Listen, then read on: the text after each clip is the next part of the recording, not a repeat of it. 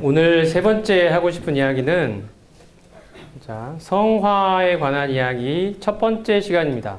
내일 또 두 번째, 세 번째 이야기를 할 텐데 오늘은 그 첫 번째 시간. 성화라는 말이 좀 생소하시죠? 성화라는 단어가 성경에 있지는 않아요. 성경에는 거룩이라는 말로 되어 있습니다. 이것을 이해하기 쉽게 조금 더 설명을 해볼게요. 구원을 우리가 좀 더 포괄적으로 볼 필요가 있는데요. 성경에 구원이라는 단어가 세 가지 의미로 사용된다는 이야기는 들어보신 적이 있나요? 네. 잘 배우셨네요. 어느 교회예요? 남사요. 네, 감사합니다. 어떤 의미가 있죠? 세 가지 이야기해 보시죠. 처음에는 죄로부터의 구원이고. 어떡해. 틀릴 것 같은데? 여기 나와. 틀려도 되나요? 틀려도 돼요. 네. 처음에는 첫 번째는 죄로부터의 구원이고, 두 번째로는 구원받고 나서 구원을 이루어 간다고 할 때 그 구원. 그 다음에 세 번째는 이제 하늘나라 올라갈 때 그 구원 아닌가요? 박수.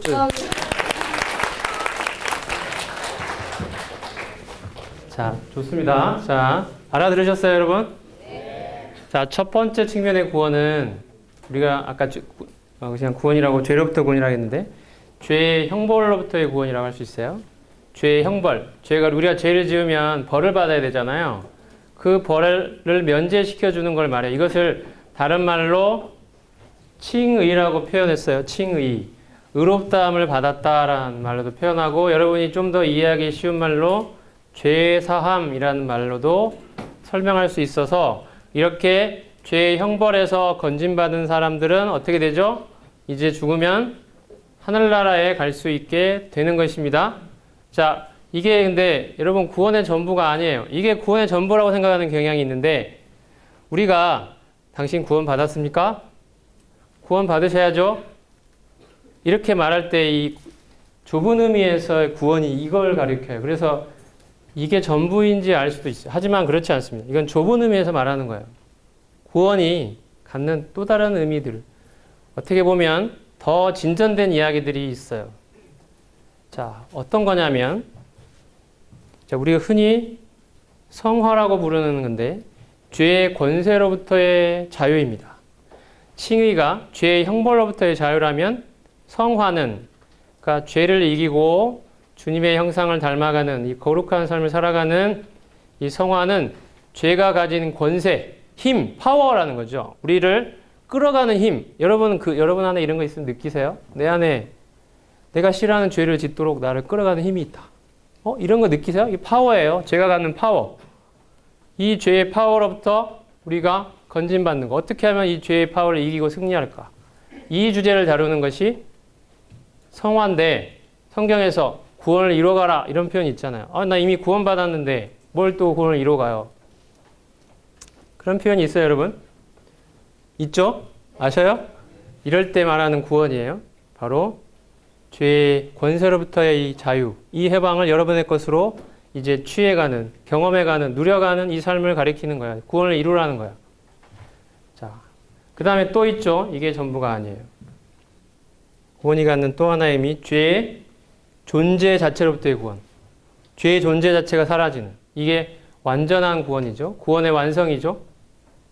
주님이 다시 오실 때 우리의 낮은 몸이 그분의 영광의 몸의 형체와 같이 변하게 되는 그 영화로운 날. 그래서 영화라고 불러요. 이게 영광스럽게 변화된다고, 영화. 이게 바로 이 구원이 갖는 세 번째 측면의 이야기예요. 우리는 예수님 믿을 때 죄사함 받고 의롭다함 받고 하늘나라 갈 수 있는 그 자격을 얻는 그 죄의 형벌로부터의 구원을 받고, 그것이 전부인가요, 여러분?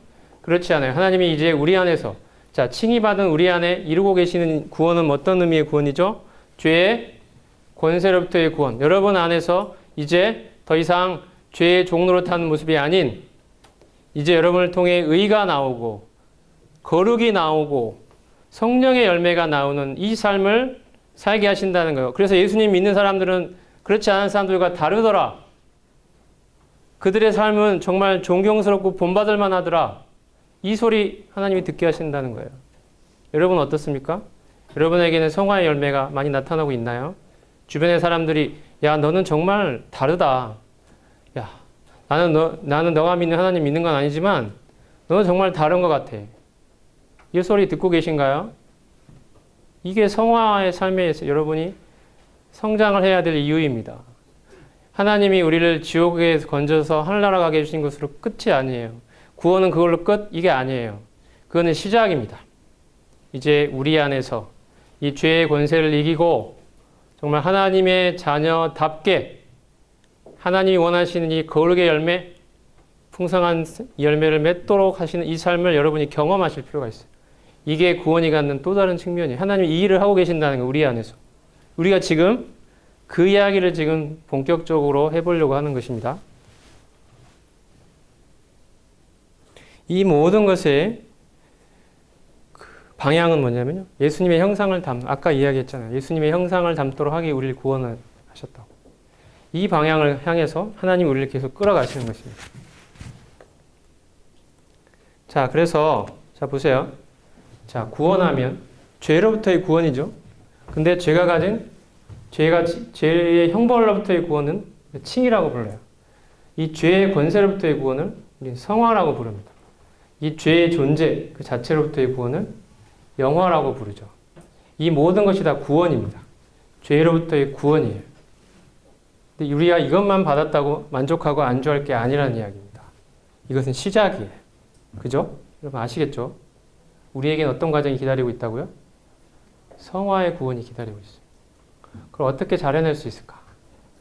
이 이야기를 우리가 지금 배우고 있는 것입니다.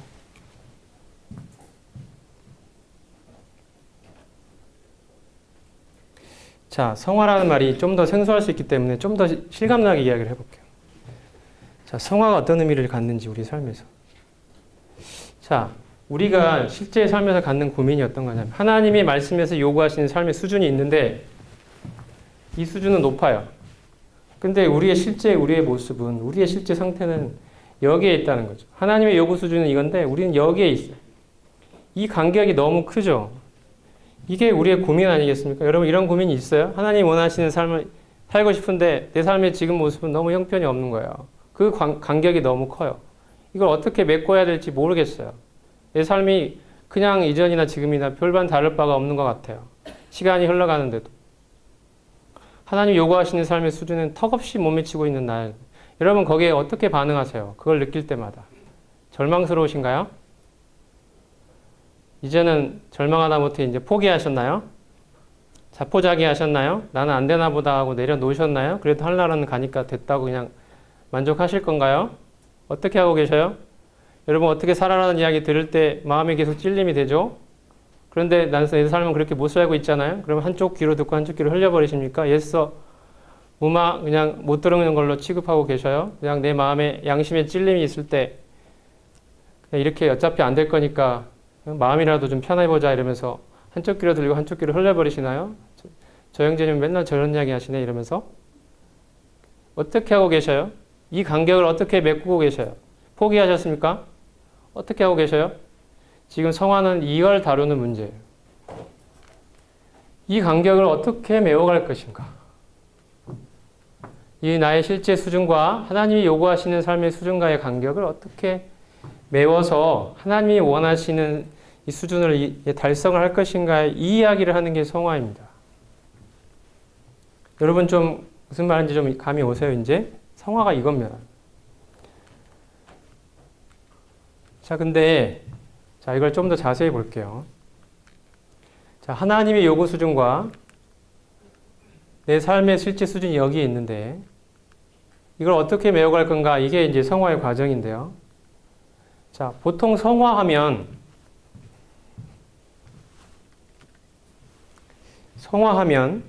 하나님이 원하시는 이 수준을 내가 이제 달성해 나가야 하는데 어떻게 살아라 이 요구 수준만을 제시하기 때문에 보통의 경우에 그렇다는 이야기입니다. 우리는 나도 모르게 내 힘과 내 의지와 내 결심으로 이것을 이뤄가려고 애를 쓰는 경향이 있어요. 이게 이렇게 살아라는 건 알았어요. 이제 이렇게 살아야 되겠다는 그런 마음도 생겼어요. 그래서 어떻게 합니까? 이제 살아보려고 하겠죠. 근데 자연스럽게 나도 모르게 표현은 그렇게 말은 안 하지만 내 의지와 내 결심과 내 다짐, 내가 가진 자원으로 이것을 하나님이 요구하시는 이 수준의 삶을 살아보려고 애를 쓰는 이 모습으로 가기가 쉽다는 것입니다. 왜냐하면 그동안 성화에 대해서 말할 때 대부분 이렇게 가르쳐 왔어요. 사실은. 말씀 열심히 읽고 기도 열심히 하면 이거 열심히 해봐. 이 하나님 원하시는 삶을 살아내봐. 이렇게 가르쳐 온 거예요. 이게 맞지. 그래서 성화가 어떻게 느껴져요? 내가 이렇게 살기 힘드니까 짐스럽고 부담스럽고 무겁고 들으면 마음이 무거워지는 그런 말로 들린다고요. 내가 해내야 된다고 생각을 하니까. 그런데 잘 안 될 것 같으니까. 자꾸. 이게 이제 우리가 그동안 어떻게 보면 성화를 좀 더 잘 가르쳤어야 되는데 좀 부족한 부분이 여기에 있었습니다. 무엇이 부족했을까요, 여러분? 오늘부터 내일까지 계속 제가 이야기할 내용인데요. 하나님이 하신 일의 기초 위에 서야 된다는 거예요. 하나님이 하신 일의 기초 위에. 하나님이 우리로 하여금 우리가에게 어떠한 능력도 주지 않으시고 어떻게 살아라고만 요구하시는데 우리에겐 능력이 없는데 요구만 하시면 우리가 얼마나 괴롭겠어요. 힘들겠어요. 못해는 능력이 없는데 요구만 하신다면. 하나님은 그렇게 하지 않으셨어요. 하나님 우리가 그 일을 해낼 수 있는 우리에게 능력과 자원을 허락해 주셨어요. 하나님이 우리에게 이루신 일이 있어요. 그리고 그 일의 기초 위에서 이제 우리 보고 그렇게 해라고 요구하시는 거예요. 근데 우리는 그동안 하나님이 어떤 일을 이루셨는지에 대해서는 별로 말하지 않았어요. 그냥 우리 보고 해라고만 요구했던 거예요. 그러니 우리가 너무 힘들었죠. 우리에게는 어떤 능력, 어떤 자원이 주어졌는지 모른 채로 해라고만 하니까 얼마나 힘들겠어요. 해도 안 되는데. 그러다 보니까 이제 어느 지경까지 가냐면 자포자기하고 한 귀로 듣고 한 귀로 흘리고 애써 양심의 가책을 무마시키는 이런 식으로 5년, 10년, 20년 살게 되는 이러한 잘못된 방향이 된다는 거예요. 오늘 제가 말씀드리고자 하는 것은 하나님이 하신 일의 기초 위에서 시작하자는 거예요. 하나님이 이를 위해 무슨 일을 이루셨는지를 보자는 거죠. 자, 이것을 조금 어려운 말로 이렇게 표현을 해주십니다. 이게 결정적인 성화입니다. 결정적 성화 혹은 확정적 성화라고 불러요. 무슨 말이냐면 내가 예수 그리스도를 믿을 때 하나님이 나에게 확정적으로 이루어 주신 성화가 있다는 거예요. 결정적으로 이루어진 성화, 다시 돌이킬 수 없는 성화. 어떤 성화를 이루어 주셨냐고요? 이거예요. 우리가 지금까지 했던 이야기예요, 사실. 내가 그리스도를 믿을 때 죄에 대하여 나를 죽이시고 죄의 권세로부터 해방받게 하신 이것을 이미 이루셨다는 거예요. 하나님이 이 일을 이루시고 자, 이 기초 위에서 이제 너희가 내가 이룬 일을 네가 믿음으로 네 것으로 취할 때 네 삶에서 그것을 네 것으로 경험해 갈 거야. 네 것으로 실제화하게 될 거야. 네 것으로 체험해 가는 일이다. 하나님, 내가 이룬 이 일을 네가 믿음으로 받아들일 때 네 삶에서 현실화되는 것을 경험하게 될 거야. 이게 성화의 과정입니다. 제가 비유를 한번 해볼게요. 이게 이제 이렇게 경험해가는 과정을 점진적 성화라고 부릅니다. 조금씩 이렇게 좋아진다는 뜻으로 점진적으로, 점차적으로 좋아지죠. 자, 비유하자면 이런 거예요. 자, 여러분, 그 이스라엘 백성이 가나안 땅에 이제 들어가서 싸워야 되는 그런 일이 있었죠. 이 애굽을 나와서 요단강 동편에 이제 진을 치고 이제 모세가 죽고 여호수아가 이제 그 무리를 이끌게 되면서 여호수아와 그 백성들에게 주어졌던 과제는 이제 요단강을 건너가면 가나안 땅을 정복해야 되는 과제가 굉장히 중요하고도 큰 과제가 주어졌어요. 자, 어떻게 보면 이 중요한 위기의 순간에 하나님이 그들에게 이 여호수아에게 하신 말씀이 있어요. 하나님이 이제 여호수아에게 이렇게 이야기하셔요. 내가 그 땅을 너희에게 주었다라고 이야기를 하셔요. 하나님이 이스라엘 백성이 아직 들어가지도 않은 땅을 그들에게 주셨대요. 이게 무슨 말이에요? 이 땅은 이제 너희의 땅이라는 거죠. 너희 거라는 거죠. 너희 거. 내가 너에게 주었다. 네 거라는 거예요. 이스라엘 백성이 이제 앞으로 나가서 그들과 싸워야 될 싸움은 어떠한 의미의 싸움이냐면 아직 내 땅이 아닌데 내 땅 아닌데 내가 싸워서 이긴 만큼 내 땅 되고 못 이기면 내 땅 안 되는 그런 의미의 전쟁이 아니라는 거예요. 이 전쟁 어떤 전쟁이냐? 이미 하나님에게 이 땅은 내 땅이라는 거예요. 하나님이 주신 내 땅.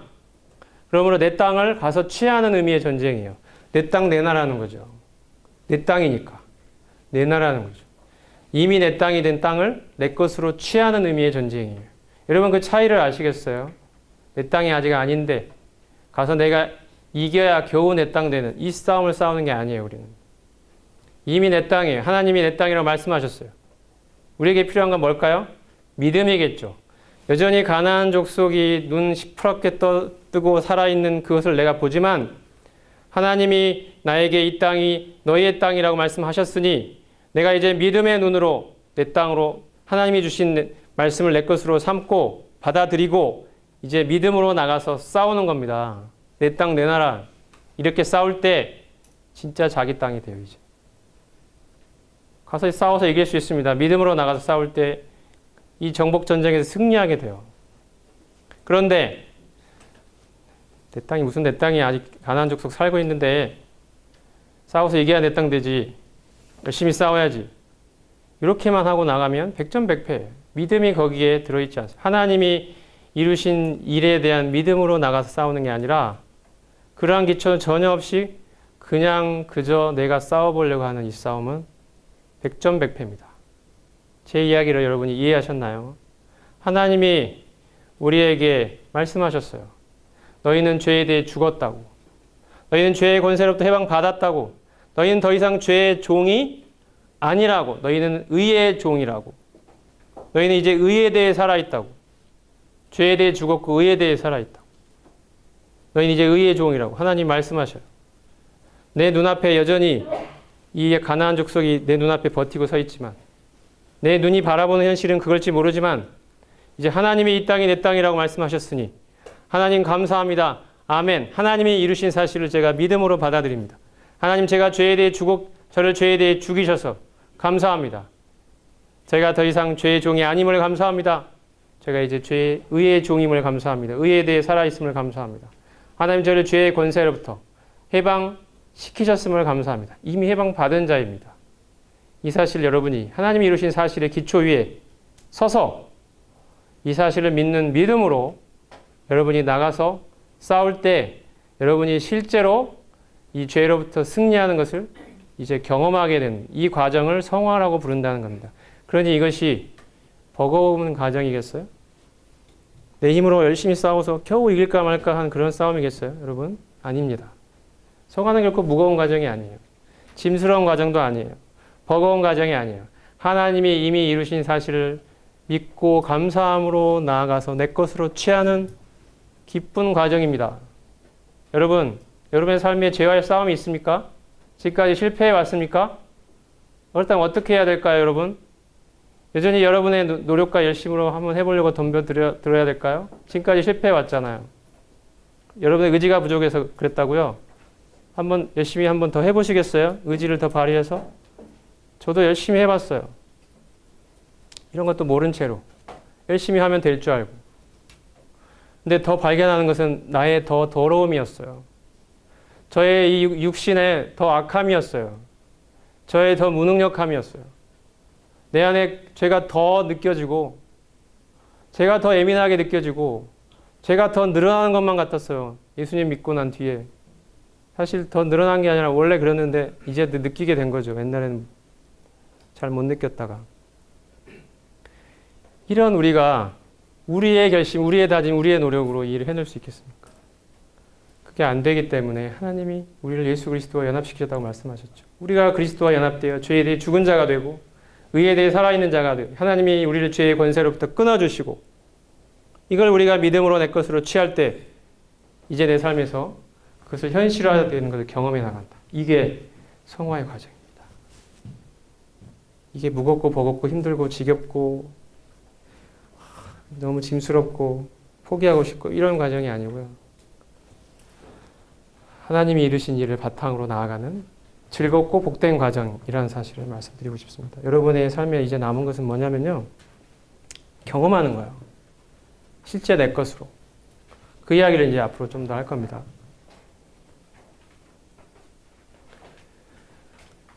자, 아까 이야기 드렸죠. 그리스도와 연합되어서 그분의 죽으심, 그분의 부활, 그분의 승천이 이제 내 것이고 그분의 성품이 이제 내 것이 됐다.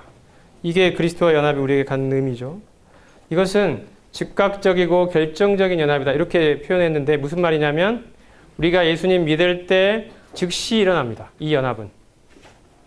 어떤 사람들은 나중에 일어난다고 하는 사람들이 있었어요. 예수님 믿고 난 뒤에 어떤 일정한 시간이 흘러서 나중에 어떤 특별한 성령의 역사를 통해서 그때 그리스도와 연합되고 그때 거룩해지고 이렇게 된다고 말하는 사람들이 있었어요. 그런 경험을 막 추구했어요. 근데 성경은 그렇게 말하지 않아요. 우리가 예수님 믿을 때 이미 그리스도와 연합되었다고 말해요. 이제 이미 우리의 것이라고. 여러분이 받은 구원이라는 보따리 안에는 죄 사함만 있는 게 아니라 우리 그리스도와 연합이 들어있어요. 그 축복이. 내가 당장에는 몰랐을 수도 있지만 구원받은 그 순간에는 그 보따리 안에 뭐가 다 들었는지 몰랐을 수 있어요. 죄 사함만 있는 줄 알았어요. 근데 나중에 알고 보니까 뭐가 들어있었다고요? 우리가 죄에 대해서 그리스도와 연합하여 함께 죽은 자가 되었다는 사실이 들어있었어요. 그분의 부활과 연합하여 이제 의에 대해 살아있는 자가 되었다는 사실이 들어있었어요. 언제 그 일이 이루어졌습니까? 우리가 예수님 믿었을 때. 이미 나의 것이었어요. 뒤늦게 깨달은 것뿐이죠. 여러분이 구원받을 때 사실 이걸 먼저 깨달으면 참 좋아요. 여러분의 삶이 구원받자마자 진짜 고속도로처럼 이 대로를 달릴 수 있기 때문에. 근데 혹시 그렇지 못했다 할지라도 지금 이 사실을 여러분이 혹시 생애 처음으로 제대로 듣고 있을 수도 있어요. 하지만 그렇더라도 여러분이 그리스도와 연합된 것은 지금이 아니고 여러분이 예수님 믿었을 때입니다. 자, 이것을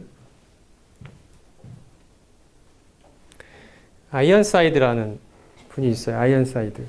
이분은 한때 모임에도 있었고 구세군이라는 곳에도 가 있었고 나중에는 어떤 교회 목회자로 있었는데 자, 아이언사이드가 구세군에 있었을 때의 이야기입니다. 자, 구세군이 가졌던 성화관이 그거였어요.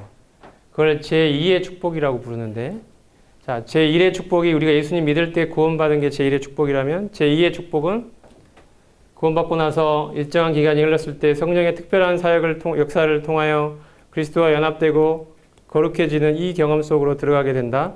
이것이 제2의 축복이다. 이것을 추구하고 뭐 이렇게 하자는 이 성화관을 갖고 있었어요.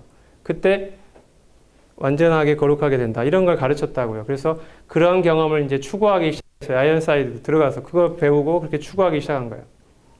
근데 아무리 추구해도 그것이 잘 안 되는 거예요. 그리고 어느 날 그게 아니란 걸 알게 됐어요. 내가 구원받고 나서 특별히 뭔가를 더 추구해야 되는 게 아니란 걸 알게 된 거예요. 이미 나는 그리스도 안에 있었고 그리스도께서 가지신 모든 좋은 것들이 이미 내 거였다는 것을 아이언사이드가 뒤늦게 깨닫게 된 거예요. 그리고 이렇게 고백을 하는 겁니다. 거룩, 온전한 사랑, 성화, 그 밖에 모든 다른 축복들이 내가 믿는 그 순간부터 주님 안에서 나의 것이 되었고 영원히 나의 것이며 이 모든 것이 순전히 은혜로 말미암아 그렇게 되었다는 위대한 진리가 내 손에 잡히고 있었습니다. 나는 그동안 잘못된 사람들을 보고 있었습니다. 그러나 이 모든 것은 다른 사람, 즉 나를 위해 사람이 되신 분 안에 있었습니다. 나보다 먼저 중위가 깨달았습니다. 구세군 안에서는 이제 계급으로 부르기 때문에 구세군이 셀베이션 아미죠. 군대예요. 그 안에 조직이 군대 조직처럼 되어 있어요. 그래서 소위 중위 뭐 이렇게 부르는데 나보다 먼저 이게 여자분인데 중위가 깨달았어요. 빛이 비추자 그녀는 자신이 머리 대신 그리스도와 연합되어 있다는 사실을 영원히 결합되어 있다는 것을 그리고 포도나무 대신 주님 안과 가지인 자신 안에 영원한 생명이 있다는 것을 알았습니다. 그 후로 나는 많은 세월 동안 그리스도 외에 어떠한 머리도 알지 못했고 주님이 자신의 피로 사신 교회 이외에 어떠한 몸도 알지 못했습니다. 그 시간들은 행복한 시간이었습니다. 그리고 주님이 나를 인도해 주신 모든 길들을 돌이켜 볼 때 온전한 거룩과 온전한 사랑이 내 안이 아닌 주님 자신 안에만 있다는 것을 알게 하신 비할 수 없는 은혜를 인해 주님을 찬양합니다.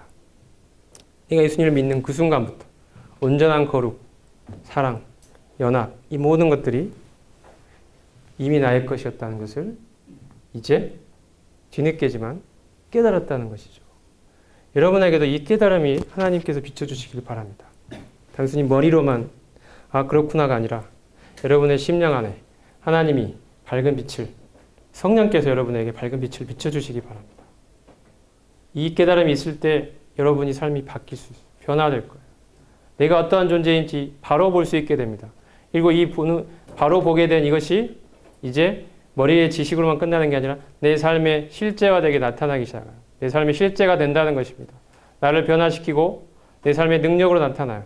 그 시초는 성령께서 여러분 안에 이 모든 진리를 빛을 비춰주시는 것입니다. 깨닫게 해주시는 것입니다. 이것을 여러분이 구해야 합니다. 나 이제 들어보니까 뭔 말인지 알겠어. 이 정도로 해서는 안 돼요. 성령께서 내 마음 눈을 밝혀달라고 여러분에게 기도가 있어야 합니다.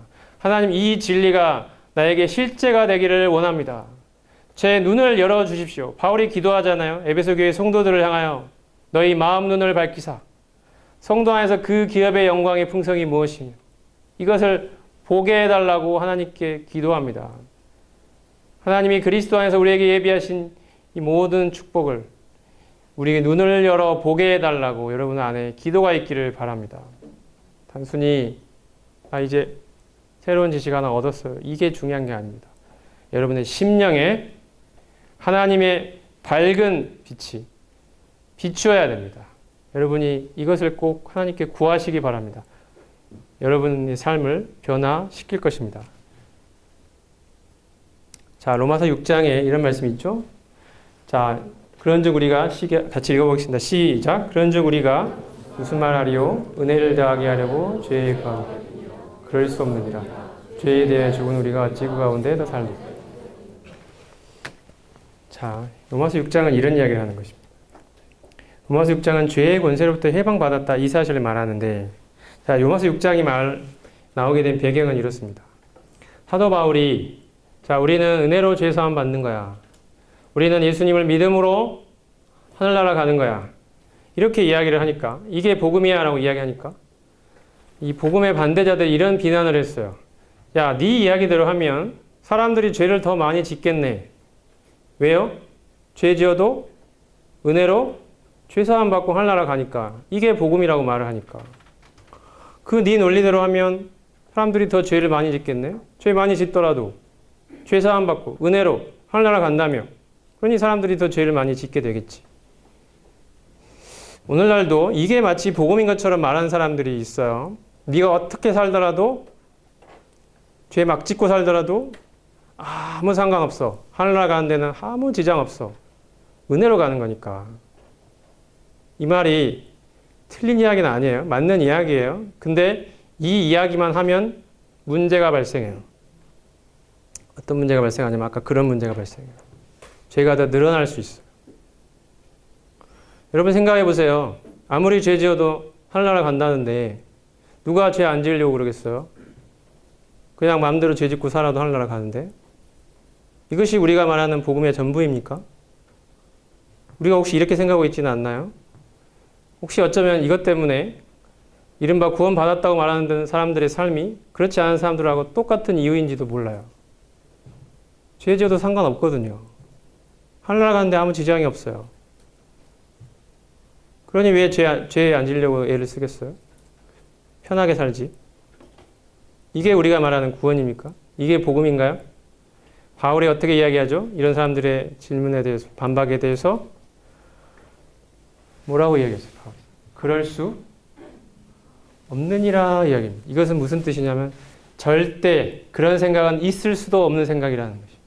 가능하지도 않은 절대 불가입니다. 절대 불가. 생각조차 할 수 없는 것이란 것입니다. 내가 전하는 복음에 대해서 너희들이 심히 오해하였도다.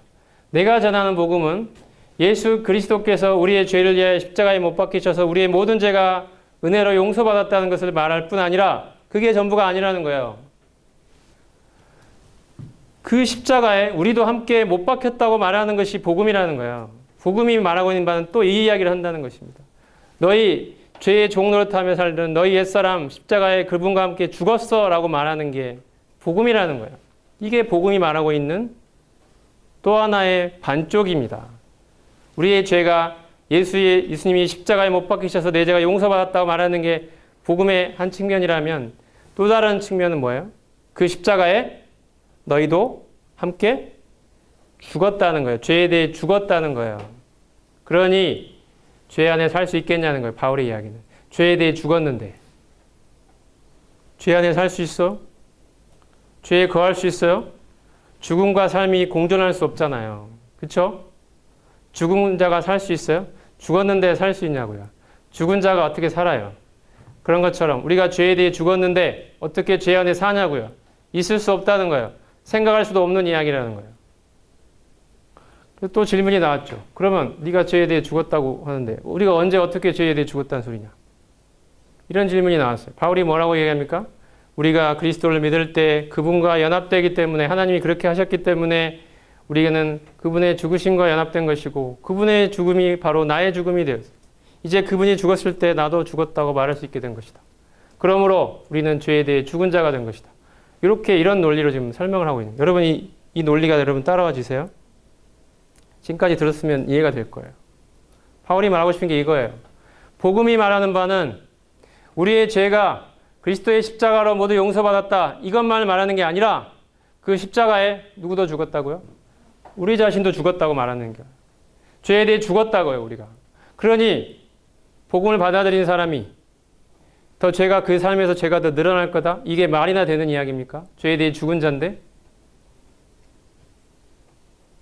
죄에 대해 죽은 자인데 어떻게 죄 안에 살 수 있어요? 죄에 거할 수 있다고 어떤 사람은 그렇게 생각하죠. 육신이 있으니까 어쩔 수 없어. 죄 짓고 살더라도 육신이 있으니까 죄 짓고 살더라도 그래도 나는 하늘나라 가니까 됐어 괜찮아. 이렇게 스스로 자위하고 위로하면서 어쩔 수 없지 육신 있는 사람이 어떻게 하겠어. 이렇게 말하는 사람들이 의외로 많다는 걸 제가 발견했거든요.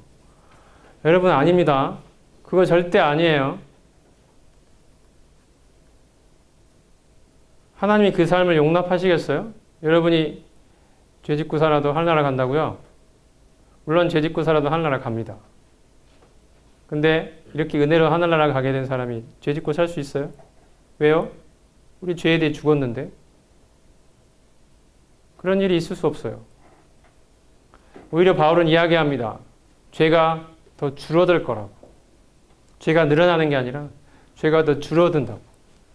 어떤 원리를 통해서요? 바로 이 그리스도의 연합의 원리를 통해서 죄가 줄어든다는 거예요. 죄가 더 억제된다는 거예요. 죄가 완벽히 사라질 수는 없지만 죄가 억제된다는 거예요. 우리가 더 이상 죄의 종으로 살지 않는다는 거예요. 죄가 우리를 지배할 수 없다는 거예요. 그리스도가 우리를 지배하지. 의가 우리를 지배하지. 우리는 죄의 지배를 받지 않는다는 거예요. 이게 그리스도인이라는 거야. 이게 바울이 말하고 싶은 거예요. 로마서 6장에서.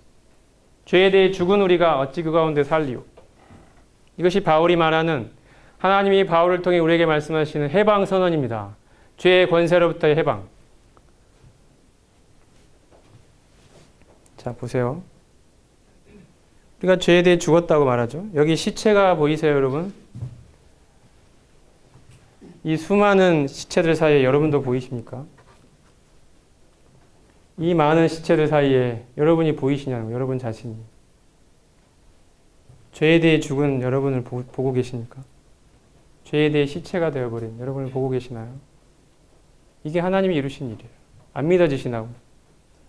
난 죄 어제도 지었고 오늘도 짓고 있는데 내일도 지을 것 같은데 죄에 대해 죽었다니 무슨 소리입니까?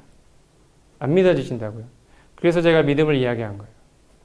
우리의 생각을 내려놓고 하나님의 말씀이 옳습니다 하고 내가 믿음으로 그것을 취하면 내 것이 실제 된다는 거죠. 내가 죄에 대해 죽은 자로 살아갈 수 있어요. 믿음이 현실이 된다는 것입니다. 이게 하나님이 말씀하시는 점진적 성화의 과정이에요.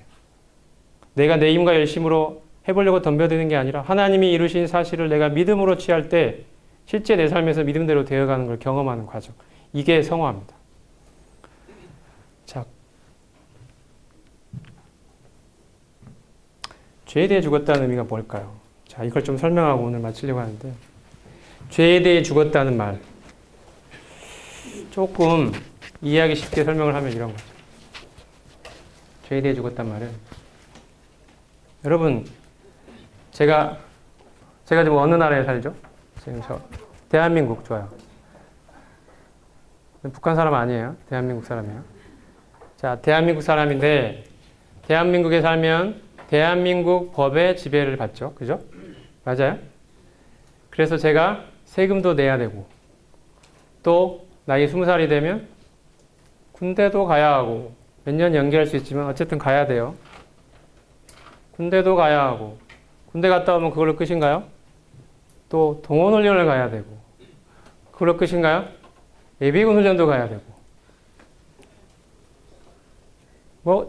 많은 그 법이 부과하는 많은 의무를 내가 지게 돼요. 법의 지배를 받는다고요. 여러분 이해가 되시죠? 그런데 만약에 내가 죽는다면 어떻게 되죠? 내가 죽었어요. 제가 죽었어요. 제가 어제 죽었어요. 사실은 어제 죽은 사람이에요. 여러분 앞에 서 있지만 어제 죽었어요. 그럼 어떤 일이 일어나요? 죽은 사람한테 세금 내라고 할 수 있어요, 여러분? 교육세, 지방세, 소득세, 물세, 전기세 다 내고 죽어야지 그냥 죽을 수 없다고 할 수 있어요, 여러분? 죽은 사람한테? 안 되죠. 예비군 훈련을 가셔야지 뭐 하냐고. 지금 이러고 있으면 되냐고. 할 수 있어요? 안 되잖아. 이게 죽었다는 말이 이런 뜻이에요. 죄가 다스리는 우리가 죄의 나라에 살았어요, 전에는. 죄의 법의 지배를 받았다고요. 근데 그 나라에서 우리가 죽은 자가 됐어요. 그 말은 뭐예요? 죄의 법의 지배를 이제는 받지 않는 자가 됐다는 거예요. 죄의 법의 지배를 받지 않아요. 여러분 이해가 되셔요? 죄가 다스리는 죄의 나라에 우리는 살면서 죄의 법의 지배를 받으며 살았는데, 이제는 하나님이 이제는 죄의 나라에서 우리를 의의 나라로 옮겨주신 거예요. 이제 우리는 의의 법의 지배를 받는 사람이 됐어요. 죄의 법의 지배에서 놓여나서. 이게 죄에 대해 죽었다는 말의 뜻이죠. 그리고 이제 우리는 의에 대해 살아있다고 또 하시잖아요. 그 말은 뭐예요? 이제 의가 다스리는 의의 나라 소속이 됐다는 겁니다. 의의 법의 지배를 받는 사람이 됐다는 거예요. 이게 의에 대해 살아있다는 말의 뜻입니다. 성경에서 죽음이란 말은 분리와 단절을 항상 의미합니다. 분리되었다. 이게 죽음이란 뜻이에요. 죄가 다스리는 죄의 나라로부터 우리는 분리됐어요. 그리고 이제 의에 대해 살아있단 말은 의가 다스리는 의의 나라 소속이 됐다는 거죠. 이게 우리에게 일어난 일이에요. 하나님이 이루신 일이에요.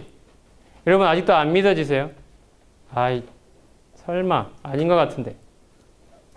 그 이야기를 제가 내일 할 거예요. 이 믿음에 관한 부분을. 근데 오늘은 하나님이 하신 이 일만을 제가 설명하려고 그래요. 하나님이 우리에게 어떤 일을 해주셨는지. 여러분이 이걸 꼭 여러분 자신의 것으로 믿음으로 화합하기를 바랍니다. 먼저 그런데 그 하기 전에 먼저 알아야 되니까 말씀을 드리는 거예요. 하나님이 이루신 일을 알아야 되니까. 또 어떤 사람들은 이렇게 설명하기도 해요. 좀 더 알아듣기 쉽게. 여러분 죽은 건 시체잖아요. 아까도 시체를 보셨잖아요. 여러분 살아있다면, 죽어있지 않다면 누군가가 여러분에게 와서 이렇게 찌르면 아무 반응이 없네요. 찌르면 죽은 것 같아요. 여러분 살아있으면 어떻게 돼요? 반응이 있잖아요. 근데 더 찌르면 안 될 것 같아요. 죽어있으면, 시체면 어떻게 해요? 반응이 없어요. 이게 죄에 대해 죽었다는 거예요. 죄가 와서 옆구리 찔러요. 전에처럼 야 너 내 종이잖아. 죄 지어. 내한테 굴복하며 살았잖아. 빨리 죄 지어. 이렇게 하는데 우리가 반응이 없는 거예요. 이게 죄에 대해 죽었다는 거예요. 시체라는 뜻이에요. 이런 자로 우리를 만들어주셨다고. 안 믿겨지시죠? 아직도 믿음이 안 오세요? 하나님이 하신 일을 여러분의 것으로 믿음으로 받아들이시기 바랍니다. 이렇게 할 수만 있다면 여러분의 것이 돼요. 실제로 여러분이 죄에 대해 죽은 자로 살아갈 수 있어요. 제가 내일 다 이야기 드릴 거예요. 어떤 자매님 간증도 드리고 실제로 삶에서 일어난다는 것을 여러분에게 보여드릴 수 있어요. 하나님이 하신 일을 우리가 믿음으로 내 것으로 취할 수만 있다면 여러분의 삶에서 현실이 됩니다. 근데 내가 아직도 나는 믿을 수 없어, 받아들일 수 없어, 저건 사실이 아니야, 설마 그럴 리가 없어, 이렇게 거부하고 있는 순간 여러분의 것이 될 수 없어요. 그래서 성경에 내일 살펴보겠지만 여겨라는 말을 하고 계셔요. 자, 내일도 보겠습니다만 어쨌든 죄에 대해 죽었다는 말이 무슨 의미인지를 여러분에게 지금 설명하고 있는 중입니다.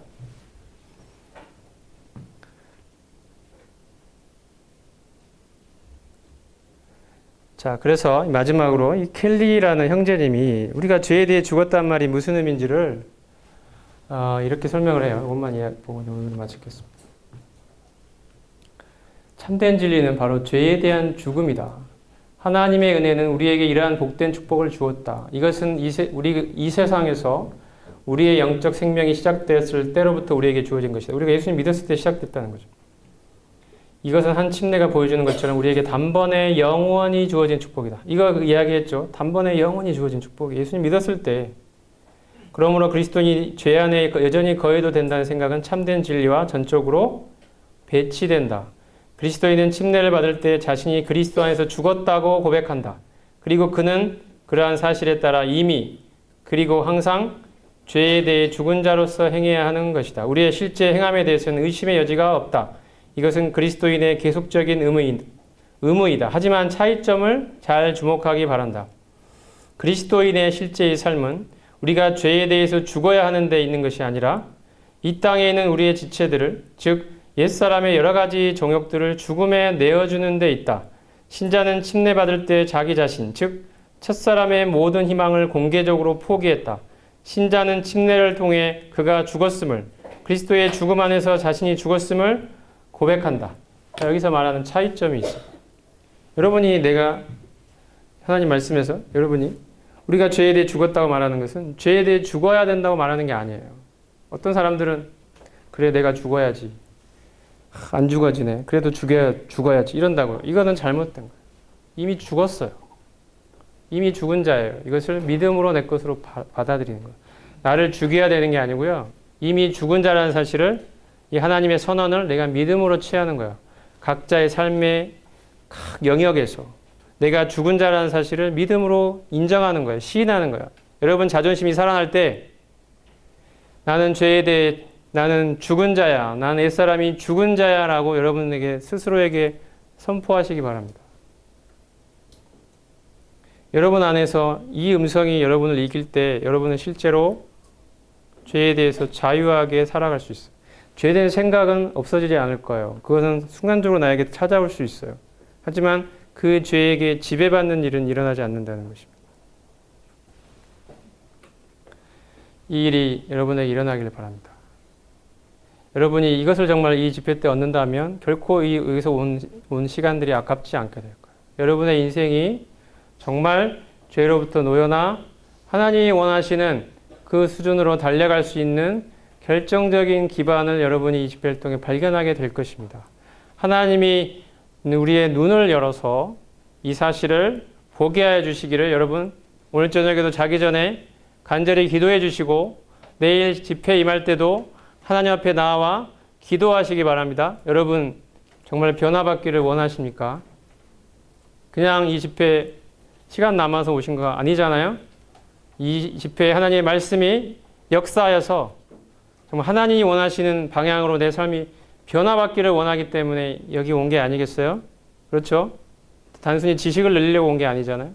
내 삶이 하나님 앞에 변화받을 준비가 되어 계십니까? 여기에는 여러분의 기도와 믿음이 필요합니다. 여러분 기도하십시오. 집회 기간 내내 기도하십시오.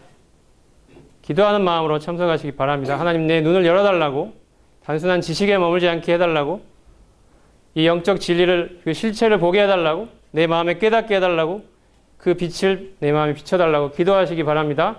그리고 이 진리로 말미암아 내 삶이 변화되는 것을 주저하지 마시기 바랍니다. 기꺼이 하나님의 말씀 앞에 자기 자신을 내어주시기 바랍니다. 투명하게, 정직하게, 솔직하게, 진지하게 여러분 자신의 삶을 하나님 앞에 오픈하고 말씀으로 치유받기를, 말씀으로 변화받기를 진실로 열망하십시오. 하나님이 여러분의 삶에 하나님의 말씀으로 분명히 역사해 주실 것입니다.